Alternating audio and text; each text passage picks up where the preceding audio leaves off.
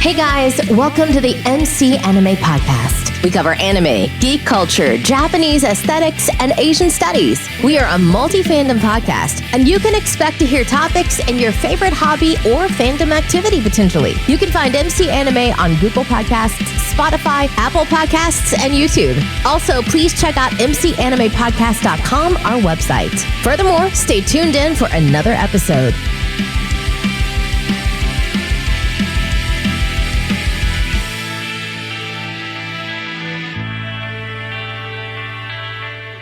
Welcome to another episode of MC Anime. I'm MC Anime, and we're running back with the co-host today. How are you doing today, Leah? I'm good. It's a Monday. The week started out nice, so I'm excited to record, talk about the people we've got today, and just get into it. Oh yeah, no hungry either, so that's a good thing as well. You ain't you when you're hungry, especially sneakers. No, Yeah. no, thankfully. We're a continuation of the Motif series, and what one particular aspect of Motif that we're doing is Teenage Warrior Motif.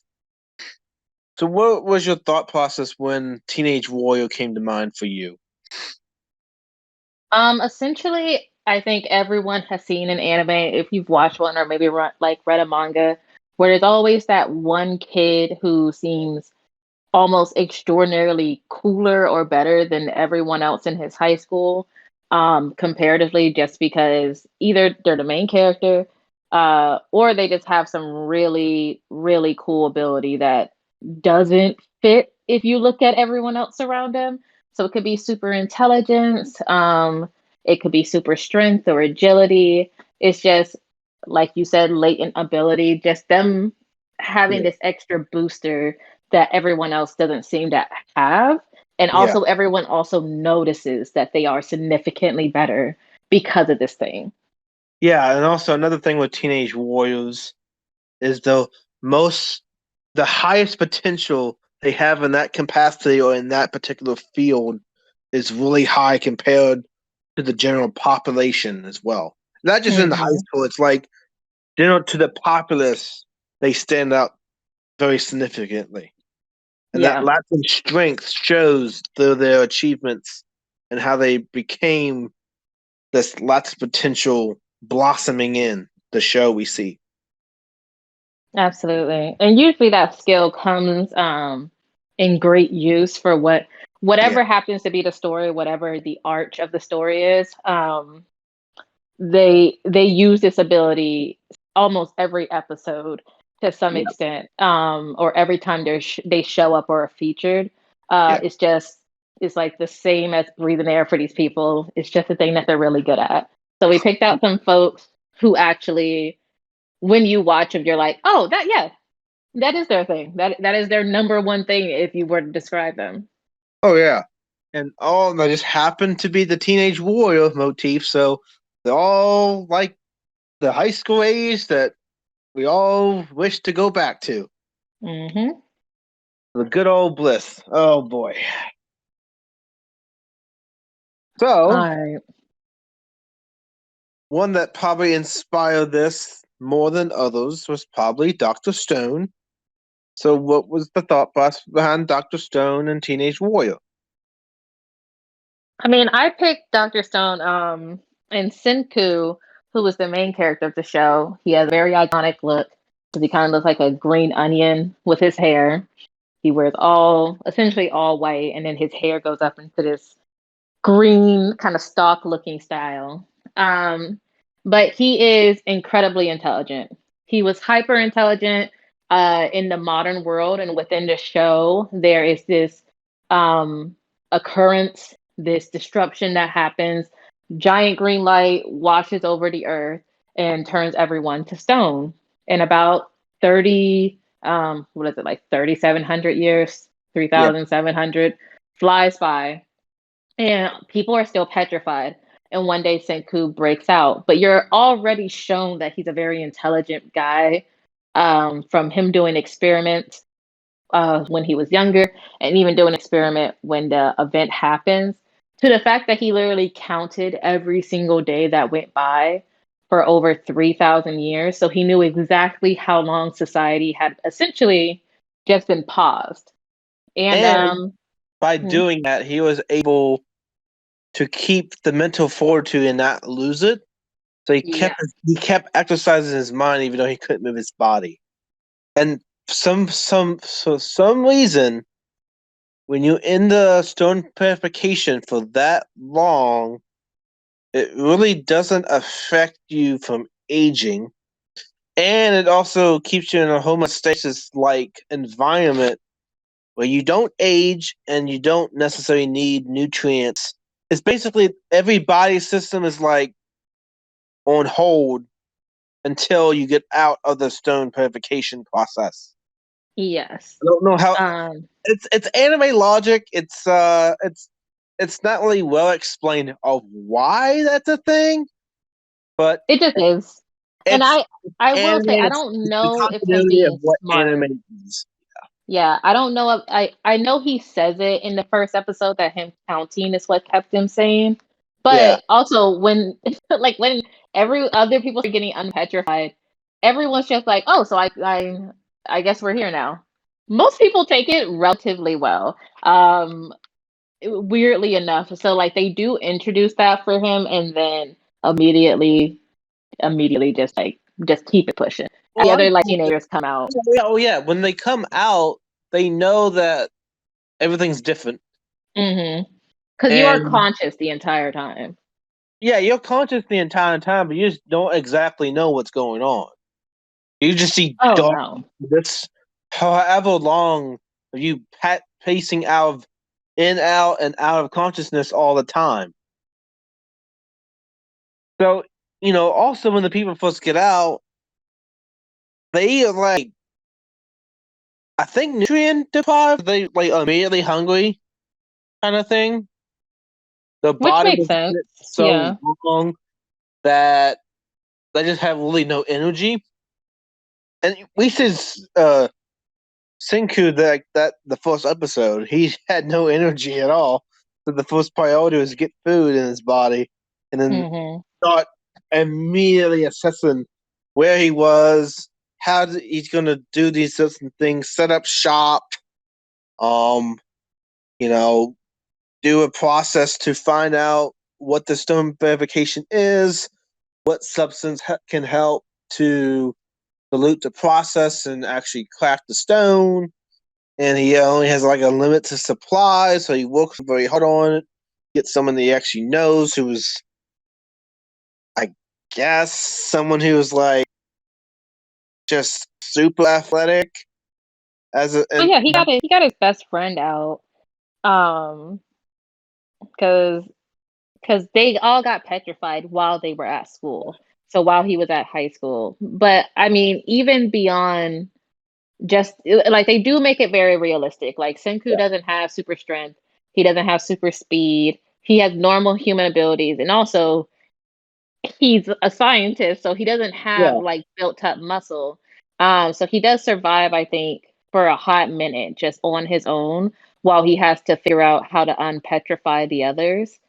But the yeah, thing that makes him stand out so much and the reason why the show's so fun is because yeah, it is also educational where he shows you step by steps like how to make ibuprofen or Advil, how to make a simple medicine that while today in modern times for us we were like we can just go to the store for, and that's the reason they're able to survive and he's able to fix stuff, even for the people, even for the yeah, humans that are later found along the way. yeah, It's because he knows everything down to its, like, molecular level. yeah. Yeah. And Street for him is his big saving grace to change the world around him in the lack of technological development. So in Mhm. doing so, they, basically can start back up civilization very slowly. And, it's kind of interesting because you get into the conflict of what they're going to do after people get unpetrified on a mass scale.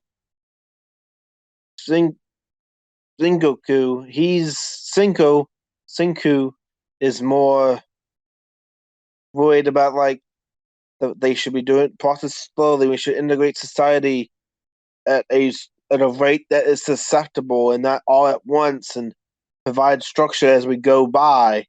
While the other person, the antagonist, wants more that society is now for all claim. We will rise up in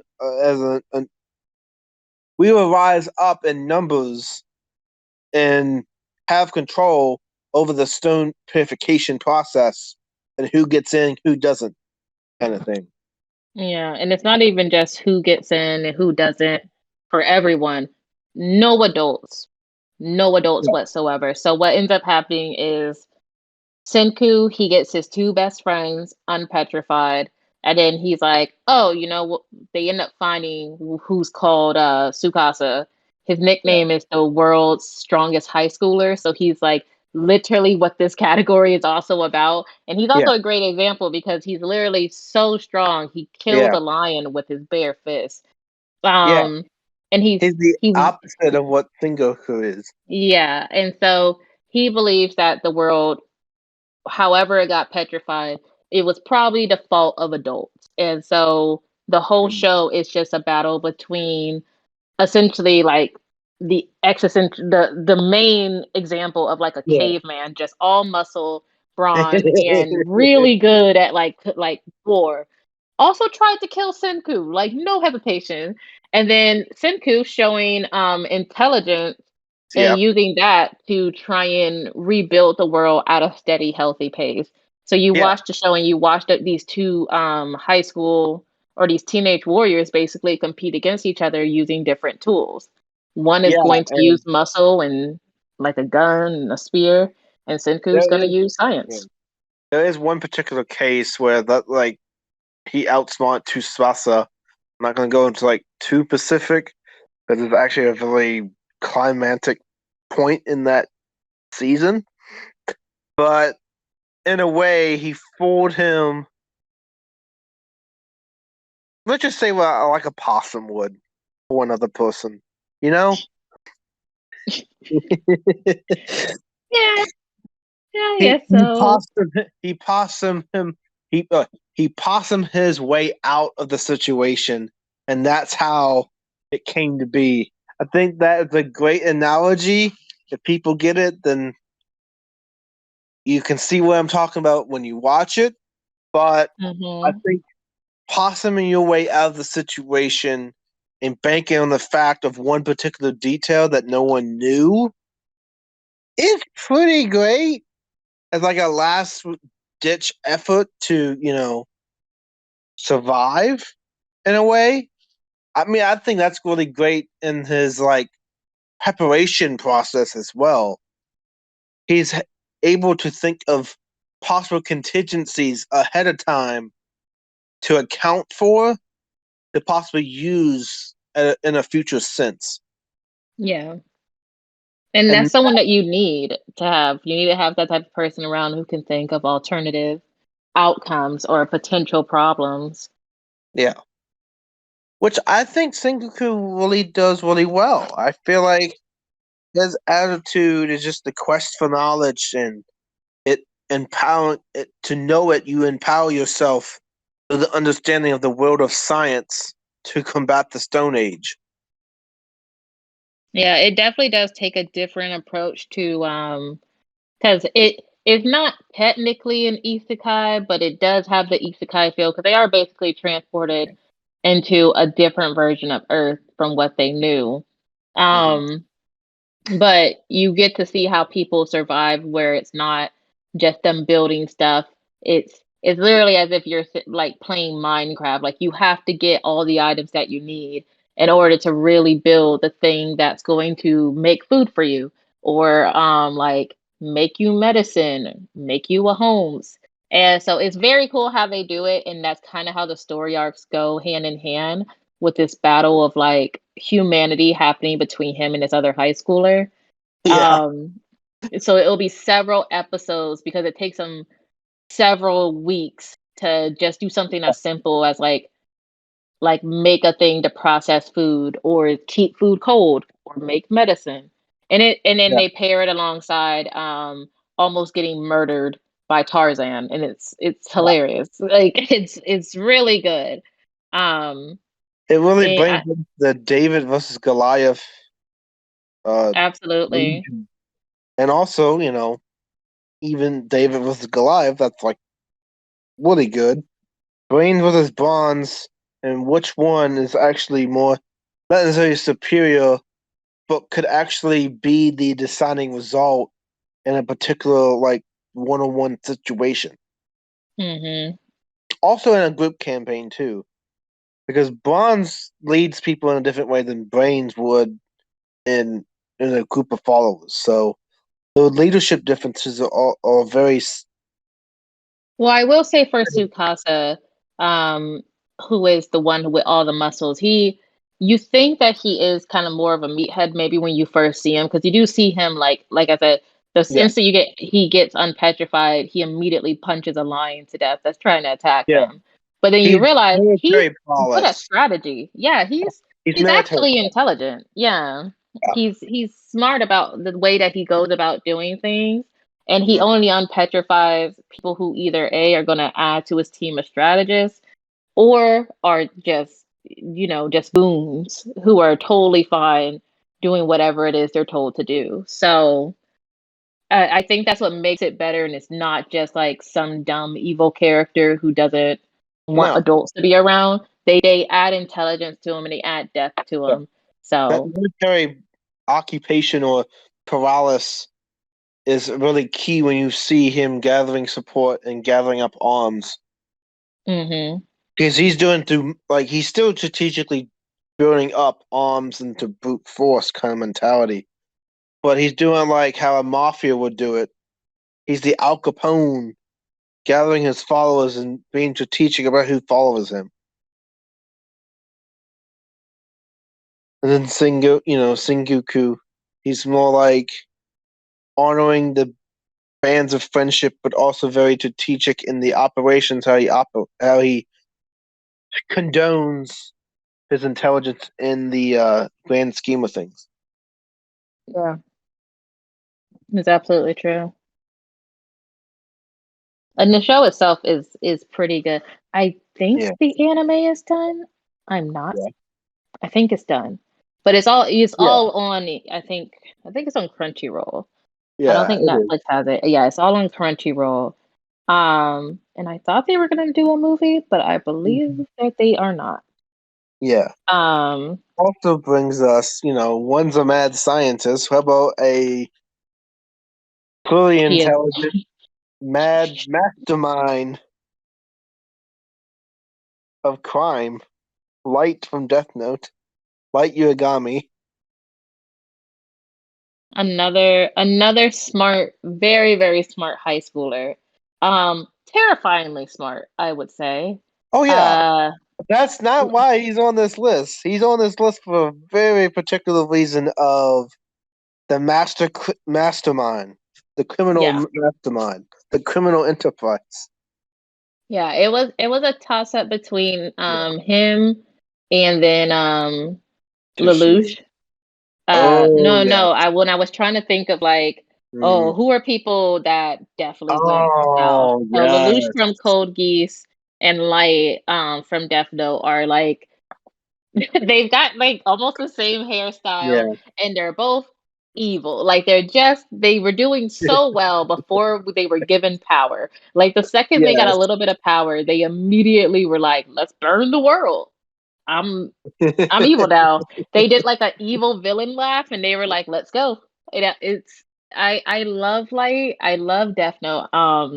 And for anyone who hasn't seen Death Note or seen the live action, it Yeah. is a cat and mouse kind of like thriller anime where a Yeah. high school student, Light Yagami, It's gets a thing called a psychological as well. It's in yeah. the Also, it's psychological genre. insane. It gets you on the edge of your seat, but he gets a Death Note, which is essentially a book from Ashishingami, which is a god of death. Yeah. Um, And if you write someone's name in it, you just write their first and last name, they'll die of a heart attack in like 60 seconds. Now, Or if you can you specify how specify, you want to do it. they do a dial attack and they do it like 30 seconds. If you Is it 30 seconds? specify, I thought it was 60. it might be 60 seconds. Yeah, it is.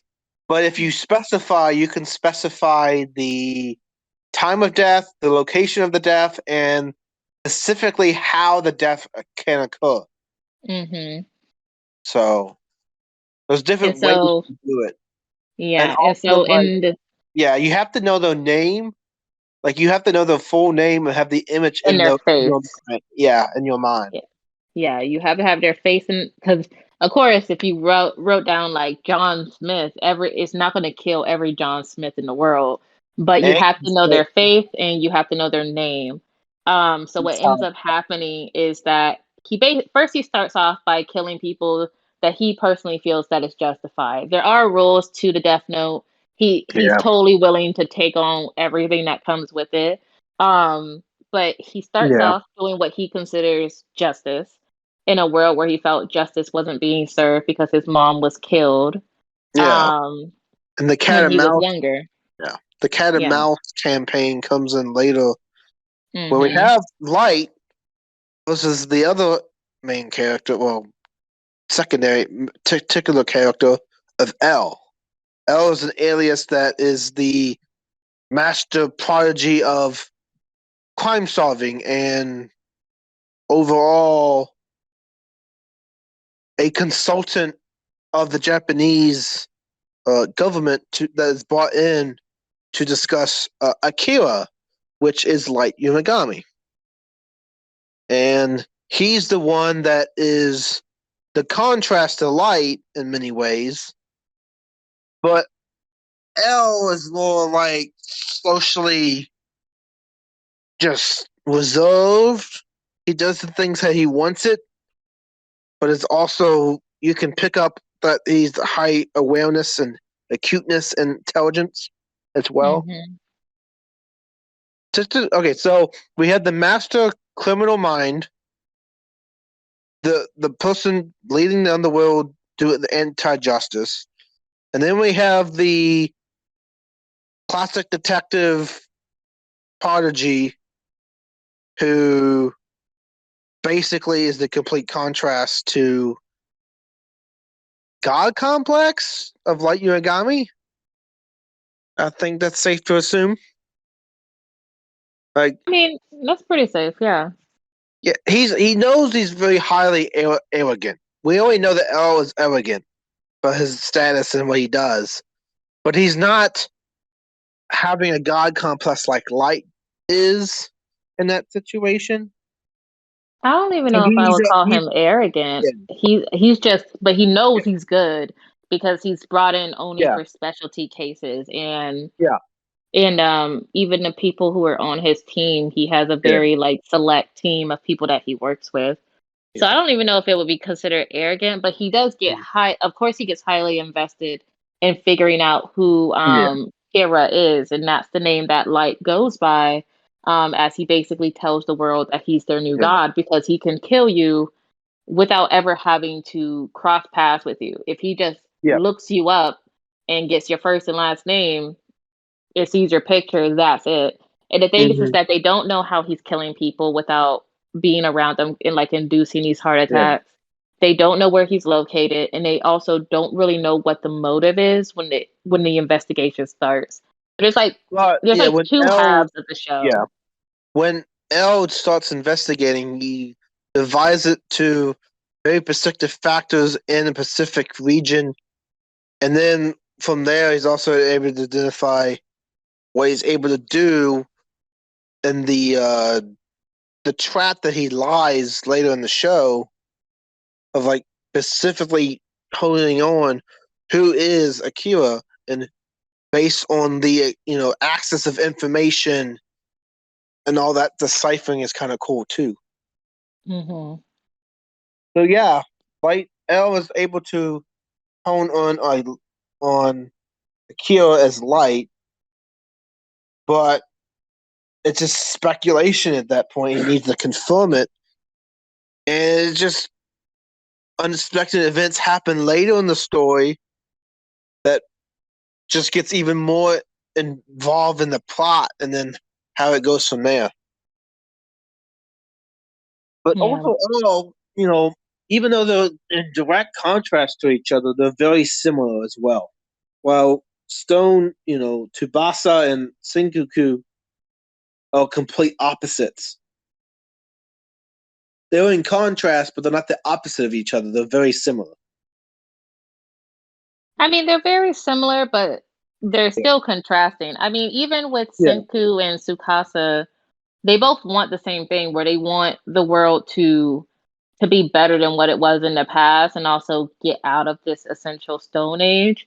But Mm-hmm. the way that they go about it is two very different styles. And Yeah. in Death Note, L and Light are shown as being like two halves of the same coin. Essentially, they're both highly intelligent. They are both enjoying this game of like who is going to get who, even though people are dying. Like people, and this is the thing: the whole time that they're playing this cat and mouse game, people are getting murdered like every episode. Yeah. But the main difference is just because you have power doesn't mean you're supposed to use it only for your own intentions. And that's that I love. I Everyone loves L because he is very kind of like eccentric in the way that he acts and he's very odd in his mannerisms. Oh But as yeah. the show goes on, it becomes so iconic in Mhm. making up of who he is that Yeah. he plays off of L he plays off of Light really really well. And like I Yeah. said, Light was already smart in his high school. He, was attractive. He was like he looks like someone that you're like, "Oh, the perfect kid in school," or maybe like the class rep in school. But underneath all of that is this Yeah. burning hatred and belief that he is better and he is special and that he Yeah. deserves this. And I think he's just such a complex character. Yeah. He's absolutely terrible. He's a horrible human being. But God, do I love the show. Like I absolutely love Death Note because of how Light behaves all the way through. And he goes straight crazy like immediately. And also, I There like wasn't not Light. even a speed bump. Also, Light is also, impatient at times, get ahead of himself, and also can be uh mad easily.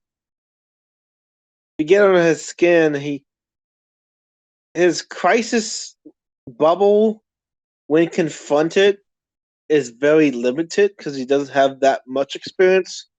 While L, on the other hand, has a lot more experience and the psychological profile of a mass detective in a way. So it's really able to deduce patterns of behavior where Light doesn't necessarily know that that behavior is what leads the investigation to him. To say that he like when you watch the show and when you read it, Yeah. um you do see how like tries to prep himself, but it is hard because he doesn't have any experience with it. He does Mhm. get mad, but I think the way that they portray him handling stress and pressure Yeah. is so much different than kind of what people had seen before with Yeah. anti-heroes. Like when he gets freaked out or when he gets stressed, a lot of times it's when he's in the room with the people Yeah. that he's trying to fake out and make them believe that he's on their side. So he's internally panicking, and you get that internal monologue or the way the cameras like panned around him and the angles of it very much so show that he's freaking Yeah. out. But he doesn't scream like every time L gets a little bit closer to figuring out it's him. Um you can hear the internal panic, but then on the Yeah. outside he tries to play it cool. It's like, Oh yeah. like when kids try to like pretend like they're not lying or like they haven't done Yeah. something. He's like, I got this. Yeah. Don't never suspect a thing. And Hmm. it's really good. That also brings into question, like, if you have a particular weapon, how do you use that weapon? Are you going to use it for the part, the famous practices of anti-hero, the pursuit of justice and blind you? or are you going to use it in a way that is beneficial to society? One, you know, the pen is mightier than the sword, but in this case, can the sword actually be more impactful than the pen? You know, with high school prodigies, they just have life that's easy.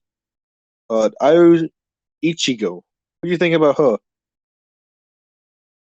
Oh, Ichiro. Yeah. She I don't have a dislike for, strong-willed characters Mhm. that are very righteous, but Yeah. they aren't my favorite. At least in Oh. the show that she's in, Mhm. it totally makes sense. Like Mhm. being a high school prodigy or being in a group of high school prodigies, I can see why Mhm. she could be very, and also with her skill and what she does, I can see why her personality is that way. But I think she's decent. Um, I don't know a crazy amount about her, Mhm. but if she's good enough to be considered essentially like almost a god in Yeah. whatever world that she's in, I mean, got to give her Yeah. flowers. And Deep. the anime high school prodigies have it easy even in another world. Hmm. It's an isekai anime, straight and forward. They'll end a plane crash, and that plane crash admits them into another universe. They somehow are transport to that universe, but they're summoned by a deity that wants them in the universe to combat the going evil in the parallel universe, I guess.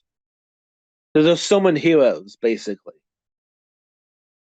but they don't know what the connection is, and what the only source of information they have is the unusual circumstances that they came into the universe after passing over through the plane crash. Because I think they were originally just getting together for a conference or something. They just disappeared, and the plane crashed, and they were rescued by the village. But Yeah. all each one of them is like seven individuals, all have different high skill sets in the high school prodigy world that they come from. And they all recognize as those prodigies. We have the Prime Minister Tusawa, the genius inventor Ringo, the former ninja and journalist Shinobu, world-renowned doctor Kanei, the swordsman Ao, and the skilled magician Pensatoxki, and the multi-millionaire Macedo, which is, entrepreneurial type ability.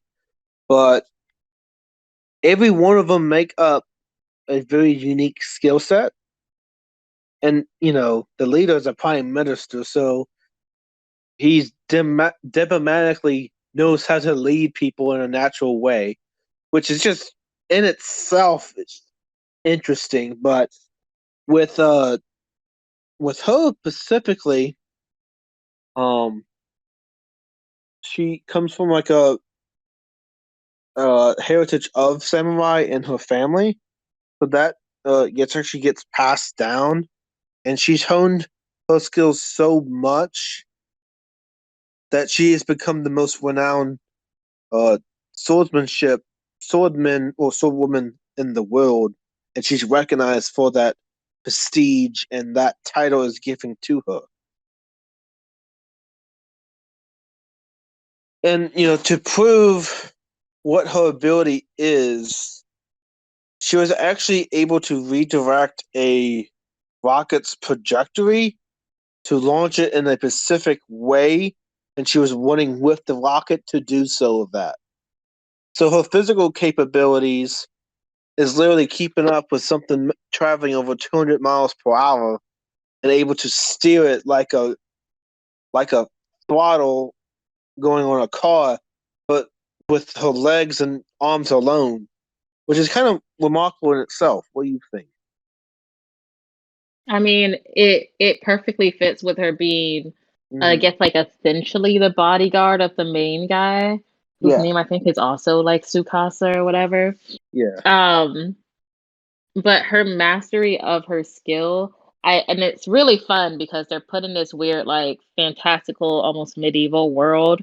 Yeah. And then I think her skills kind of probably fit the best for Yeah. that world. So for them to show her being able to launch projectiles in a different direction is Hmm. almost the same as like when you see like a swordsman like cut a bullet in half and it Oh goes in yeah. like Well, opposite direction. That's what it makes me think yeah. of.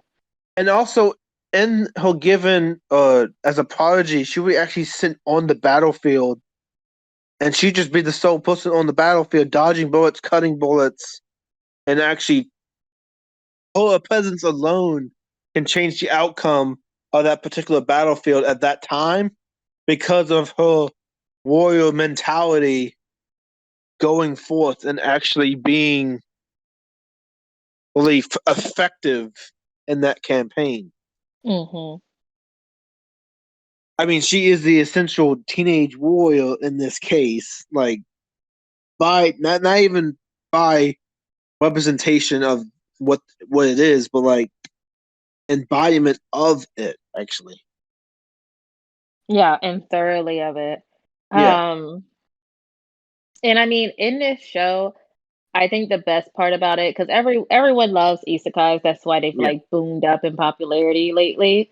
But in this one, instead of us having like a whole season one being, oh, them getting used to the world and growing into their skills and then like seeing the flashbacks of their past lives, you're introduced to child prodigies who just happen to be the very best in the things they do. Not just that they're great at it, but they're like the very top. So the dude who like cures cancers and like the first thing they do is like yeah, build, what was it, a nuclear plant that they yes. built? They like immediately start just launching this like old timey world into modern times, and then they try not to take advantage of people because they're like, we're so Yeah, much they're smarter. also It's waging so war. easy. Yeah, they're also waging war on the empire too. They're saying that the empire, the age of empire is done. You need a republic. So they're literally transforming the ideology of the world they are in, saying into empire, and actually people vote for their government representatives themselves. So they're literally launching a revolution to change the world to a republic, which is also really interesting to me.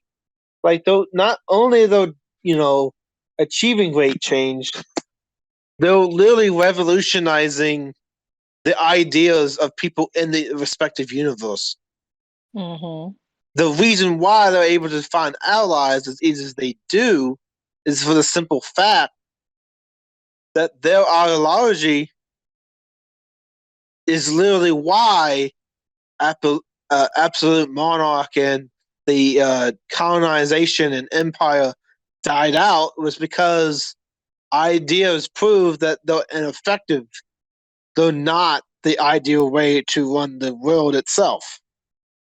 That's why they're trying to reach to rid the world of the empire and bring on to the age of the new republic. So in a way, it's like the most extreme progressive change we've seen, which doesn't really happen in much shows like that. I mean, I think it's a nice change. I think they did it because it is very easy to be Yeah. like annoyed with child prodigies or like prodigy students or whatever. Because anytime you watch an anime where there's like the perfect guy in high school and he's not the MC, like you immediately are like, yeah, I shouldn't like him. How dare he be great? And so I think having them put in this world and not be immediately the worst people on earth or like only doing selfish desires and trying to help people get into this new age of government and Yeah. like sovereign living. Oh that yeah. that makes them lovable and it makes you be like, I want to see these guys succeed, Oh yeah. especially because they immediately start working as a team, rather than it being like they just go off and all do their own thing and you have to wait for them to eventually come back together. Oh yeah. So And it all it's seven good. of them, like you have the leadership and capability, you have the genius inventor, which basically is technology, itself. You have the information gathered since ninja journalists approached, and you also have the healthcare being traumatically healthcare means like the treatment of health to individuals, the medical field being dramatically changed, and because they just use magic, so their understanding of science is very limited in that way. Mm-hmm. And then you have the military strength showing off, you know, swordsmanship and training, military training in a way. And then I don't know, Princess Akatsuki being the magician of entertainment and being like the symbol of a god to go against the empire. Yeah, that's a stretch for me. But hey, entertainment is a key thing to have in society, and also the complete Mongol of business being the multimillionaire. So I think because those are the biggest impacts there to affect society, really. I did not realize that this kid was a magician. That Yes. that literally made me laugh. And then like the way that they described it, they were like, he once made the Statue of Liberty disappear. How? How did he do that? Tell me your secrets.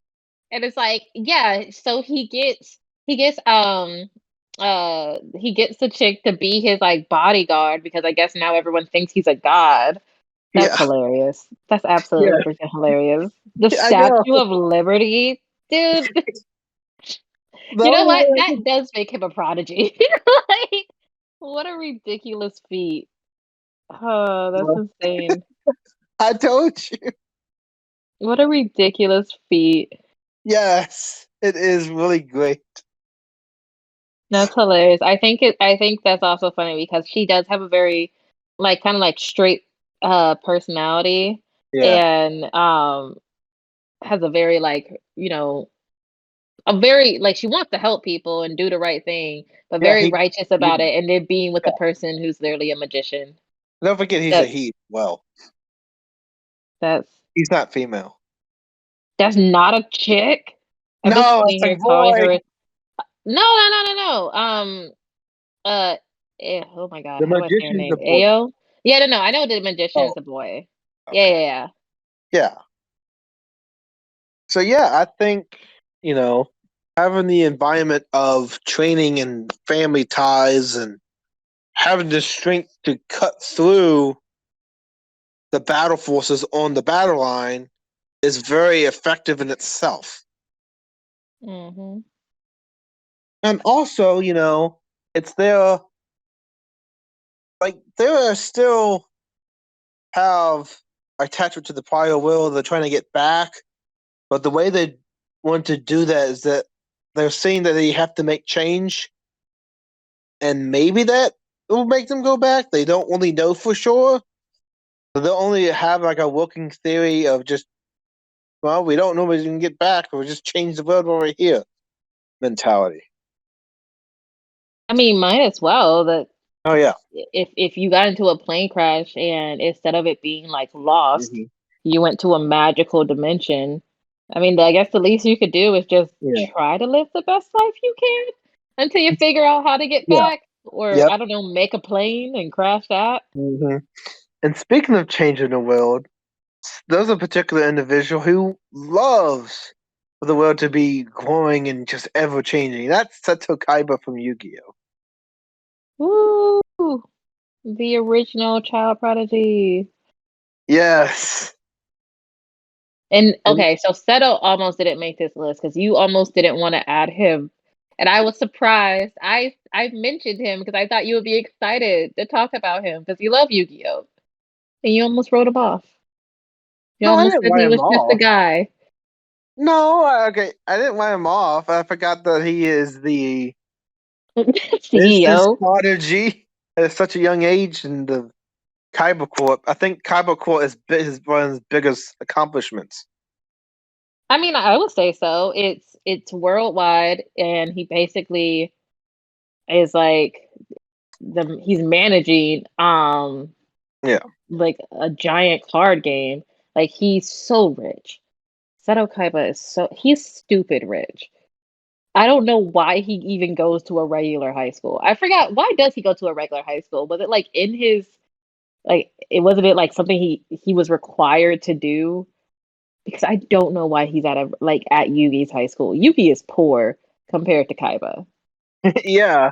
I think it's mostly because instead of like doing private tutors, he has like he wants to be obligated to attend a regular high school to have like some normalcy in his schedule. I think the high school, him going to it is like a symbol. Well, he's super rich and has all this feats, but it also defines him as just like you and I. He goes to high school, even though he's a prodigy in its own right. Hmm. It's also that commonality kind of thing as well. And also, what's a better plot device other than have them at the same high school?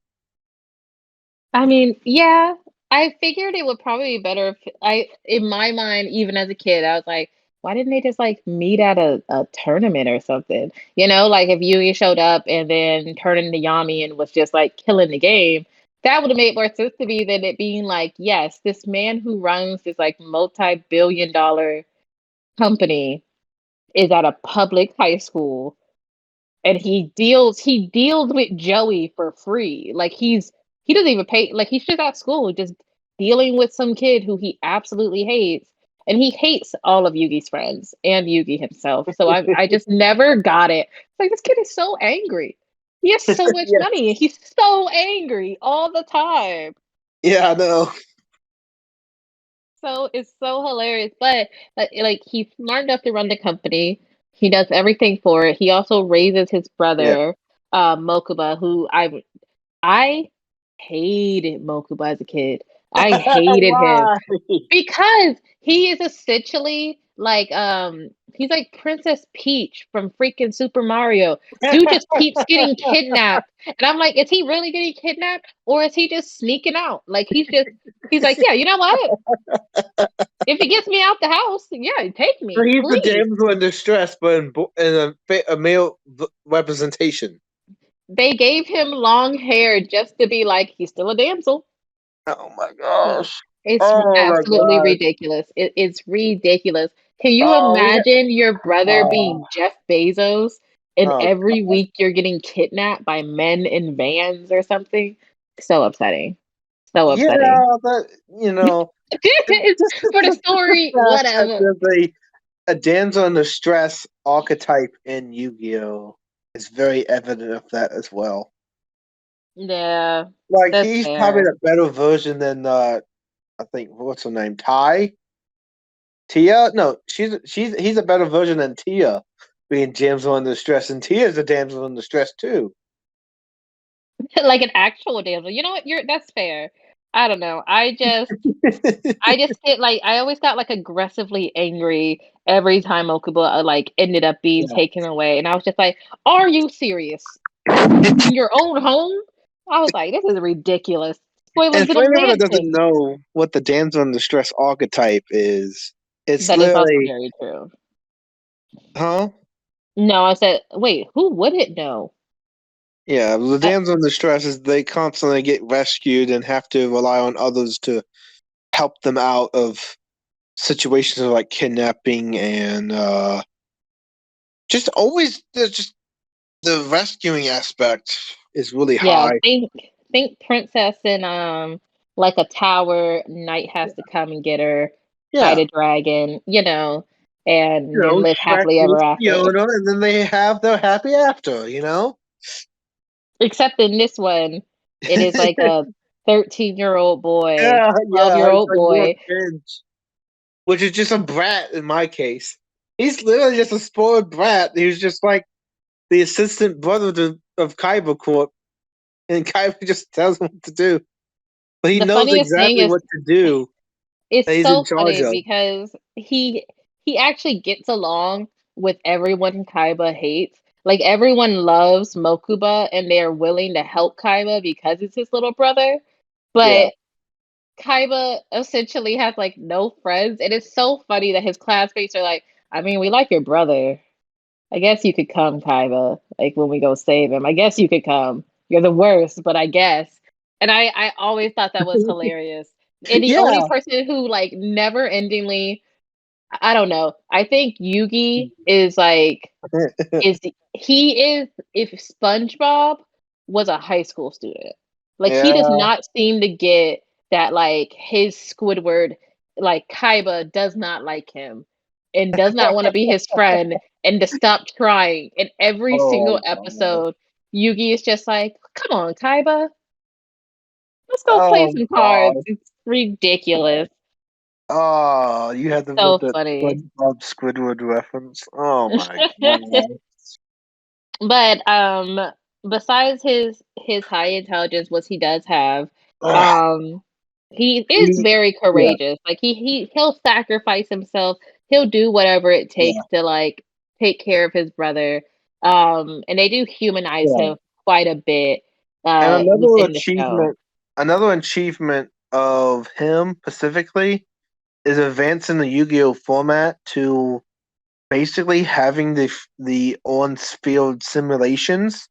But instead of just the physical cards, now you actually have virtual reality implemented in the Source Monsters Sega, and even at the first tournament, shoot, with Pegasus and stuff, like the fields look a lot better and animated, and the monsters come on the field more.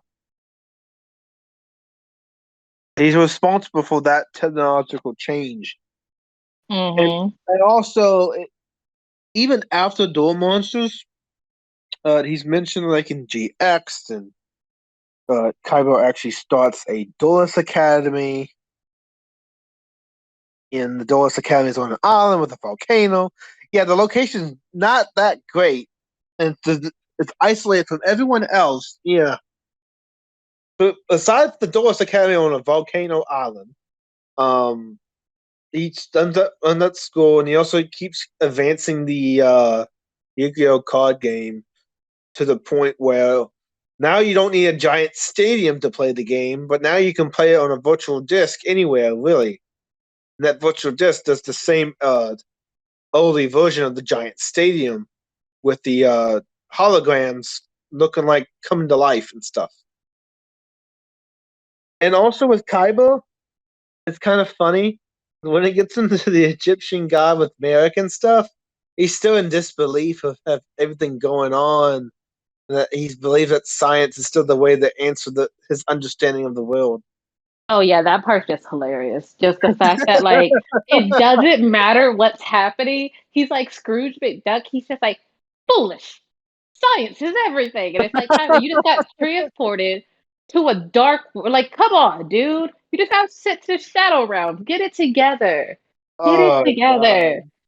And he outside of him being extremely like absolutely just refusing to believe that magic or anything of that nature could be going on. Um, he doesn't believe he's a reincarnation, even though Yami is literally a god, like a pharaoh, telling him this. And then do you remember that time where he like Mhm. got to Pegasus Island because of course Mokuba had been like kidnapped, and he Yeah, like jammed a dude's gun with a card, with a Yu-Gi-Oh card? yeah, That I was like, well, you know what? He is better than me. I couldn't do that. yeah, He can also fight, which I thought was kind yeah. of OP. How dare he be Well, of super course, smart, super rich, and he's fight? literally raised in money. So why would he not take lessons to fight?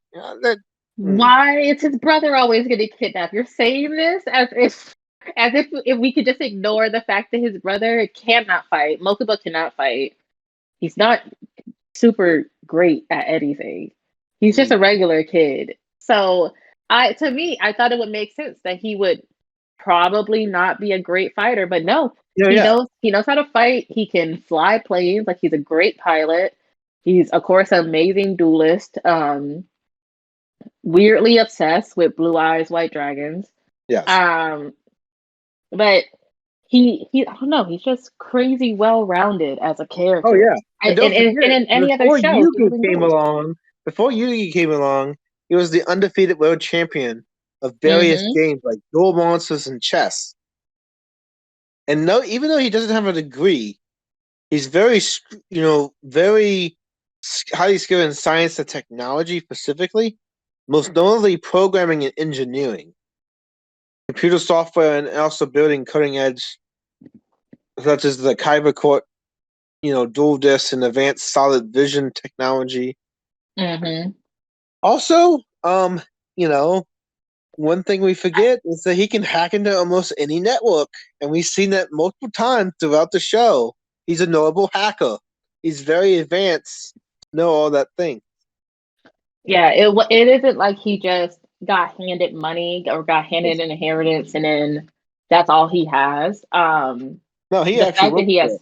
yeah, he actually worked for it, and every day he has to like hold his own in this giant corporate world while also simultaneously taking care of his younger brother and navigating like weird social dynamics with people he doesn't like in the slightest. I don't know why he doesn't even like Yugi, but he does kidnap his grandfather to challenge him to a Yeah. duel. He couldn't handle the idea that he would lose a card game to anybody else. And yeah, Not yeah. evil, not completely good. He's a Let's just say chaotic neutral. his intentions after that defeat with Yugi, his intentions just became to defeat Yugi.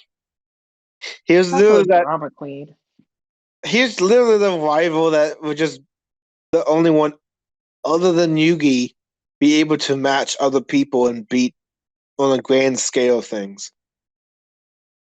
And it was only like once where I think he won against Yugi, and Yugi just straight up used polymerization on a spell card and a monster card, and said, "Oh yeah, this polymerization of this spell and trap card of this monster card basically now makes your Blue Eyes Ultimate Dragon not able to attack and you lose life points. Da da da. Yeah." Eventually, after this many turns, it destroys itself. It turns to sludge, which does not make any sense at all. Zero sense. But that happens a lot in Yu-Gi-Oh! Where every now and then Yeah. it's like rules be damned. We're doing it. And it's just like, Especially in the oh, first season. Especially in the first part when you had that grand tournament. Everything wasn't like sound, everything of the field zone to the, let's just say that was the unexplored rules before the show actually implemented rules. yeah, Taboo. you could get away with a lot. I mean, the other I don't know, the other seasons of Yu-Gi-Oh! Has just as much foolishness and like debauchery. No, but that first season is even more infamous for that. Very At least true. the other ones actually have very few exceptions to the rules, except the Golden Castle of Stormberg being an illegal Yu-Gi-Oh card that was never made. Whatever. Whatever. Whatever. There's like different things like that kind of cool as well. I do have to say, probably out of everyone that we've mentioned on this list, though, Yeah. Seto Kaiba dresses like a child prodigy. Yeah. Like he dresses like someone who knows he's supposed to be the main character, and Yeah. then Yugi dyed his hair and got some hair gel, and then somehow he became the main Yeah. character. But like Seto's like his white jacket, the like dual card holder that they ended up like making so you could actually use that too to play games. Yeah. He has such a cool look. I still There's want also that an jacket. argument you could say that during his reincarnation, he's immune to the Death Note itself. Because he's a reincarnated body, so I don't think that would necessarily work on him. You don't think so? I mean, considering his connection to ancient Egypt and being reincarnated and had a purpose to unite, defeat the darkness. I really think that the Death Note won't work on him, just because of.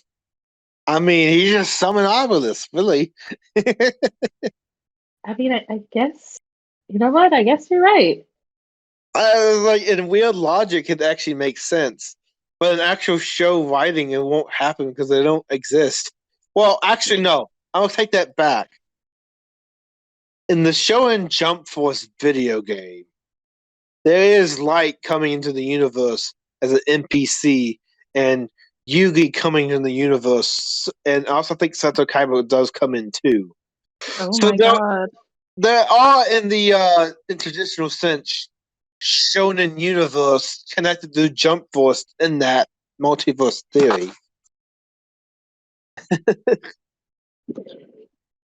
If there's a will, there's a way with nerds. Like, well, technically, they did do this or that. We mean there's a will, there's a way with nerds. The amount of fan theories that are out there, that if you have any idea, like if you have any belief maybe about a character or like their intentions or whatever, I'm 100% sure someone has made like a Reddit thread to discuss it and like go into detail why that theory makes sense or is right. I've seen it so many times. And that's almost all of my Discord conversations. It's just someone being like, no, this makes sense. And then they outline how, and then it's like how you get from point A to point Z, and then like all the little points in between. Not a bad thing, but nerds Well, do that. yeah. Now, hearing this, if you like Leo, want to support the conspiracy theory of animes, go ahead. It's good discussion. You might not be always agreeing with everyone, but Very true. if you want to prove this particular whatever Easter egg here is the connection of the big finale, go ahead, because you know what? It's all beyond what the user thinks. It's the eye of the beholder. If you see something more, then explore it, because who knows, you actually might be true, or you might actually get someone to actually write that and make it canon. So your theory one day might actually be proven right in the grand scheme of things. And you can have a podcast just like this. Oh gosh, I would imagine a podcast like that. Oh gosh, we had to explore something about conspiracy theories and about this, about that. That'll Just be anime interesting. conspiracy theories. That's it. Or Nothing applying else. fan fiction logic, because Oh that. God, no! Please, please no! Why not? Please no! Please no! That'd be Mm-mm. fun. How to do a fan fiction right? Oh, come on. See, even that would be controversial because people will be like, "There is no right way to do fan fiction. It's whatever you believe," and it's like, huh? That is a There's whole still a way nother. there is a way to set up continuity, and you can talk about that, because continuity, because you can't just say everything's a multiverse and that it all exists in that multiverse. You also have to have basic understanding of the character to write really good fan fiction with continuity, connecting it. You could, or if you're just like, you know what, screw that. I just want to write whatever I want, like I want to put down. You could just say they're out of character. Just tell people it's like, nope, out of Yeah, character. yeah, but It's most gonna be a people lot said of they cracks. are in character. They don't say they're separate from the universe. They want to Oh connect it. no, They're yeah, really bad at connecting it. yeah, but I think fan fiction has that like uncanny valley feel to it sometimes, where you're like, it kind of sounds like the characters, but it's kind of off because again, people are writing from their like creativity and what they would like to see their characters in, like a Okay, scenario that they would like to see happen. cool. Then we can discuss your potential favorite fanfic and go from there. Let's not. Let's Yes, not and let's say we do didn't. that. Oh, that'd be great. That'd be awesome. Let's not and say we didn't. Fine. I I'll get someone on the. How about this? You can put me in contact with one of your friends. I'll prove them, or I'll talk with them about their fan fiction. Oh my God, I just had a conversation with one of my friends who absolutely was like, hey, I'm gonna go hang out with my old friend. And then she got back and she was like, yeah, so she invited me to join her fan fiction writing club. And I was like, don't tell me anymore. Don't. I'm not joining, but I will support you. But I am not joining. I mean, if I was writing stuff, I wouldn't mind, but like, I don't write fan fiction, but I do understand fan fiction a lot.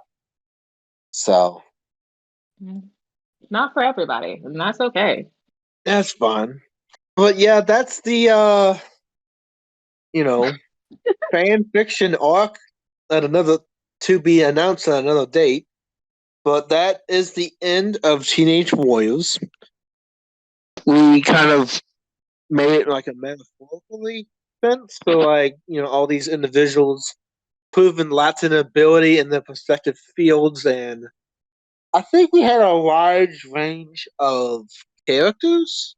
We had the Mm-hmm. multimillionaire, we had the master criminal mind, uh, we had the physical representation of the warrior persona, and then we also had the mad scientist. So I don't know. I think that represents a lot of Latin ability, and they're all They're all in their teenagers. teens and have take place in A variety of some worlds. familiarity with high school. Not all of them, like in the main theme, but I have think that you see all of them, I background think, in once high in high school. school. Yeah. Even though Seto Kaiba looks like he's like 25. Such a I grown man. Seto is a grown he talks like a grown man.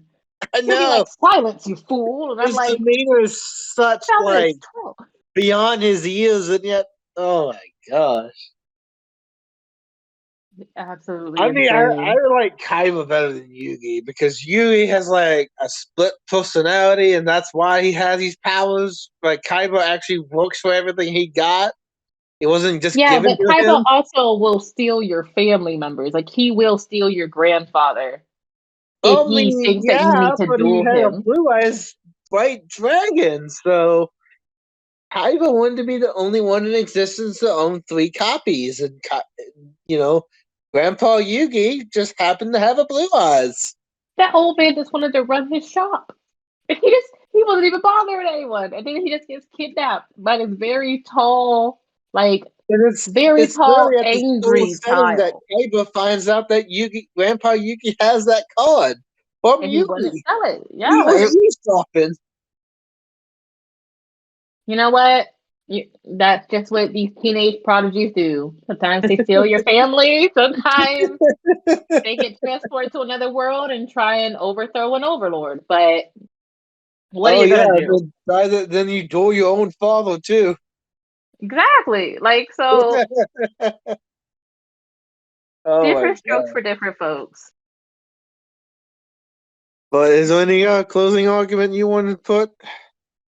Um, teenage warrior types, they can seem very fantastical, but I think that they add a cool flavoring to like any story.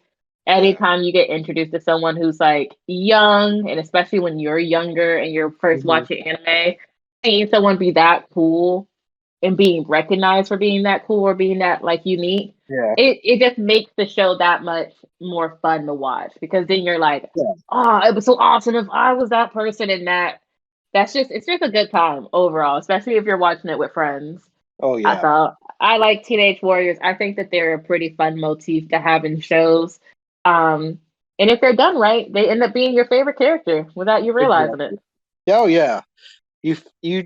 You have a new feeling of what it is. It's not just the physical representation of the code of honor and Bushido code. It's they have just lots of ability and proven to be at a very young age really capable in their own. So in their own sense. Mm-hmm.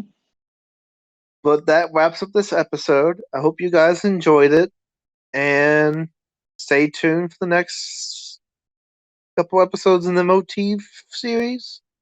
Yeah, But we'll be I back next think week, you that guys. I'll see you by, and we'll not be overly hyped. Maybe we'll have adults who are super powerful. Who knows? Who knows? Hi. The All world right. holds in your beyond what you think. Very true, especially in the world of anime. So thanks for Yes. listening, guys, and we will catch All you next week. right.